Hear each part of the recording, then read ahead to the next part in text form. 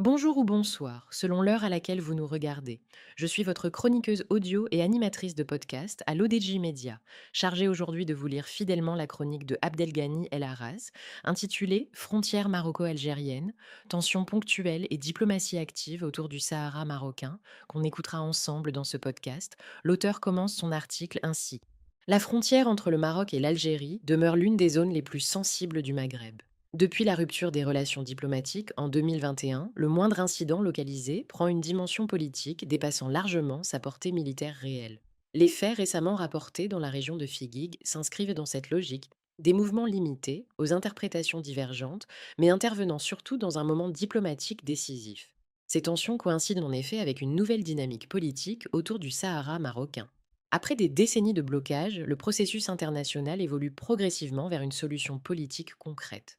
L'adoption de la résolution 2797 par le Conseil de sécurité des Nations Unies constitue une étape importante.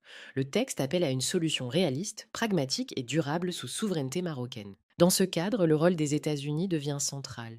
Washington pousse désormais à accélérer le règlement politique à travers des formats de discussion discrets réunissant les différentes parties.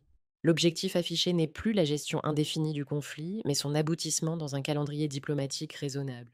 Cette évolution modifie l'équilibre traditionnel du dossier. Pendant longtemps, l'Algérie s'est présentée comme un acteur indirect tout en soutenant politiquement et logistiquement le Front Polisario. La phase actuelle réduit cet espace d'ambiguïté. La recherche d'une solution implique désormais une implication plus explicite de tous les acteurs concernés. Dans ce contexte, les incidents frontaliers prennent une signification particulière. Ils ne traduisent pas nécessairement une volonté d'escalade militaire, dont le coût serait considérable pour toute la région, mais relèvent davantage d'une diplomatie parallèle faite de signaux, de pressions limitées et de démonstrations de présence. Dans de nombreux conflits prolongés, le terrain devient un prolongement du rapport de force politique au moment où les négociations approchent d'une phase décisive. Parallèlement, le débat évolue également sur le plan juridique international. Aux États-Unis, certaines initiatives parlementaires évoquent la possibilité d'examiner la classification du Polisario comme organisation terroriste. Sans décision officielle à ce stade, cette discussion traduit néanmoins une évolution de perception du dossier, désormais associée à la stabilité régionale. Pour le Maroc, la stratégie consiste à maintenir une double posture, fermeté sur la souveraineté et ouverture sur la solution politique. L'initiative d'autonomie apparaît aujourd'hui comme la formule la plus crédible, conciliant intégrité territoriale, gouvernance locale et sécurité régionale sous souveraineté marocaine, ce qui explique le soutien international croissant et l'intensification actuelle de l'activité diplomatique.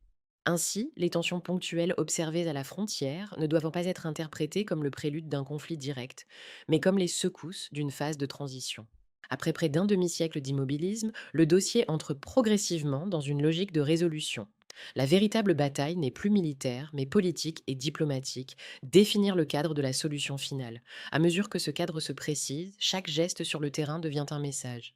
Au-delà des incidents, une réalité s'impose. Le Sahara marocain est désormais engagé dans un processus de règlement et non plus dans un statu quo. L'enjeu pour l'ensemble du Maghreb n'est pas la prolongation du conflit, mais la gestion de l'après-conflit, stabilité, intégration régionale et développement partagé. Merci d'avoir suivi cette lecture fidèle et intégrale de la chronique de Abdelghani El Arras. On se retrouve très bientôt pour une nouvelle chronique sur l'ODJ Média. D'ici là, prenez soin de vous et restons curieux.